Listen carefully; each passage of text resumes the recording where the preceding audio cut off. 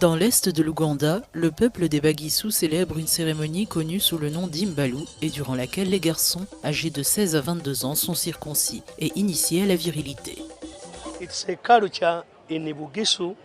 La culture Bagisu veut que si un fils ou un garçon naît dans une famille à un moment ou à un autre, ce garçon doit être circoncis. C'est la culture à laquelle nous adhérons et nous nous en réjouissons.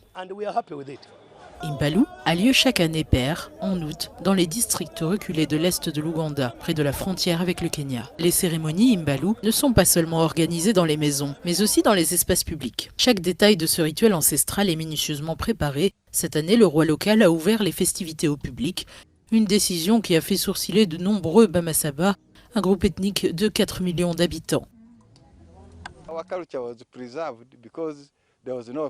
Notre culture a été préservée parce qu'il n'y avait pas d'influence étrangère. Aujourd'hui, le monde s'est ouvert par les voies ferrées, les routes, les airs et d'autres moyens de transport. Le pire maintenant, c'est TikTok, les réseaux sociaux où les gens interagissent entre eux.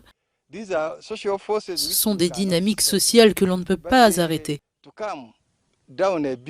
Mais pour en venir à notre institution culturelle, c'est plutôt le leadership politique qui s'en empare aujourd'hui. Les organisateurs de l'Imbalu ont bénéficié d'un soutien financier de 120 000 $ de la part du gouvernement ougandais et d'un sponsor privé.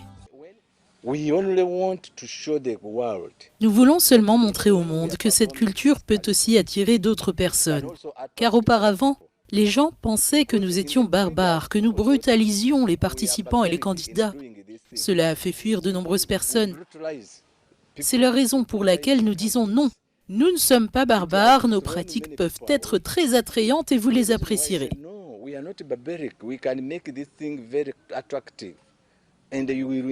Cette pratique reste controversée en Afrique. Des décès liés à des circoncisions bâclées ont inspiré des campagnes en faveur d'actes chirurgicaux plus sûrs pratiqués à l'hôpital.